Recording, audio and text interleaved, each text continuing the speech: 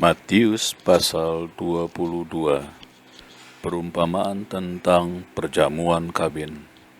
Lalu Yesus berbicara pula dalam perumpamaan kepada mereka, hal kerajaan sorga seumpama seorang raja yang mengadakan perjamuan kawin untuk anaknya. Ia menyuruh hamba-hambanya memanggil orang-orang yang telah diundang ke perjamuan kawin itu. Tetapi orang-orang itu tidak mau datang. Ia menyuruh pula hamba-hamba lain. Pesannya, katakanlah kepada orang-orang yang diundang itu, sesungguhnya hidangan telah kusediakan, lembu-lembu jantan dan ternak piaraanku telah disembeli, semuanya telah tersedia. Datanglah ke perjamuan kawin ini.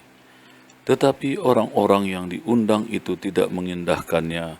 Ada yang pergi ke ladangnya, ada yang pergi mengurus usahanya, dan yang lain menangkap hamba-hambanya itu, menyiksanya dan membunuhnya.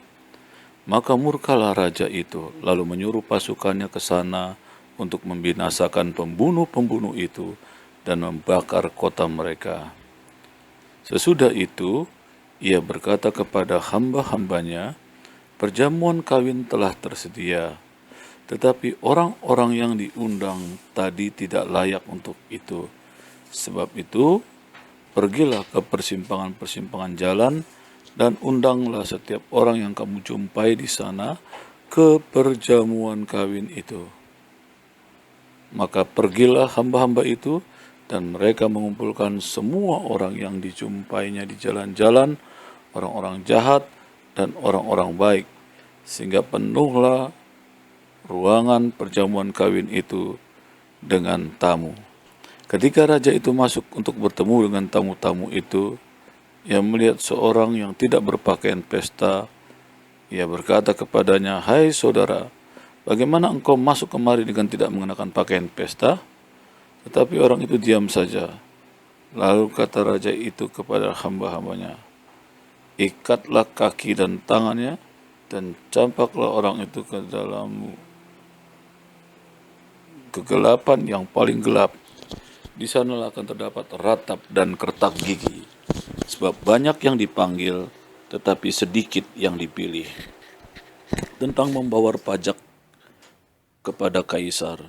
Kemudian pergilah orang-orang Farisi, mereka berunding bagaimana mereka dapat menjerat Yesus dengan suatu pertanyaan. Mereka menyuruh murid-murid mereka bersama-sama orang-orang Herodian bertanya kepadanya, "Guru, kami tahu engkau adalah seorang yang jujur dan dengan jujur mengajar jalan Allah, dan engkau tidak takut kepada siapapun juga, sebab engkau tidak mencari muka. Katakanlah kepada kami pendapatmu, apakah diperbolehkan membayar pajak kepada kaisar atau tidak?"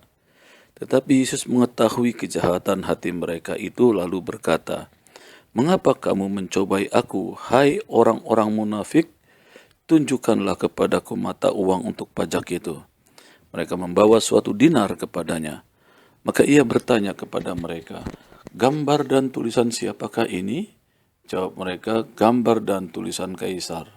Lalu kata Yesus kepada mereka, "Berikanlah kepada kaisar apa yang wajib kamu berikan kepada kaisar, dan kepada Allah apa yang kamu berikan kepada Allah." Mendengar itu heranlah mereka dan meninggalkan Yesus lalu pergi. Pertanyaan orang Saduki tentang kebangkitan. Pada hari itu datanglah kepada Yesus beberapa orang Saduki yang berpendapat bahwa tidak ada kebangkitan. Mereka bertanya kepadanya, "Guru, Musa mengatakan bahwa jika seorang mati dengan tiada meninggalkan anak, saudaranya harus kawin dengan istrinya itu dan membangkitkan keturunan bagi saudaranya itu. Tetapi di antara kami ada 7 orang bersaudara. Yang pertama kawin, tetapi kemudian mati. Dan karena ia tidak mempunyai keturunan, ia meninggalkan istrinya itu bagi saudaranya. Demikian juga yang kedua dan yang ketiga sampai dengan yang ketujuh. Dan akhirnya sesudah mereka semua, perempuan itu pun mati. Siapakah di antara ketujuh orang itu yang menjadi suami perempuan itu pada hari kebangkitan? Sebab mereka semua telah beristrikan dia." Yesus menjawab mereka, "Kamu sesat sebab kamu tidak mengerti kitab suci maupun kuasa Allah. Karena pada waktu kebangkitan orang tidak kawin dan tidak dikawinkan, melainkan hidup seperti malaikat di sorga. Tetapi tentang kebangkitan orang-orang mati, tidakkah kamu baca apa yang difirmankan Allah ketika ia bersabda, Akulah Allah Abraham, Allah Ishak, dan Allah Yakub. Ia bukanlah Allah orang mati, melainkan Allah orang hidup. Orang banyak yang mendengar itu takjub akan pengajarannya. Hukum yang terutama. Ketika orang-orang Farisi mendengar bahwa Yesus telah membuat orang Saduki itu bungkam, berkumpullah mereka dan seorang dari mereka, seorang ahli Taurat bertanya untuk mencobai dia. Guru, hukum manakah yang terutama dalam hukum Taurat? Jawab Yesus kepadanya, kasihilah Tuhan Allahmu dengan segenap hatimu dan dengan segenap jiwamu dan dengan segenap akal budimu. Itulah hukum yang terutama dan yang pertama. Dan hukum yang kedua yang sama dengan itu ialah kasihilah sesamamu manusia seperti dirimu sendiri. Pada kedua hukum inilah tergantung seluruh hukum Taurat dan kitab para nabi. Hubungan antara Yesus dan Daud.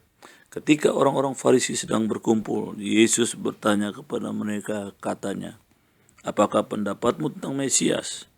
Siapakah dia? Kata mereka kepadanya, anak Daud. Katanya kepada mereka, jika demikian bagaimanakah Daud oleh pimpinan roh menyebut dia tuannya ketika ia berkata, Tuhan telah berfirman kepada Tuanku, duduklah di sebelah kananku sampai musuh-musuhmu kutaruh di bawah kakiku. Jadi jika Daud menyebut dia tuannya, bagaimana mungkin ia anaknya pula?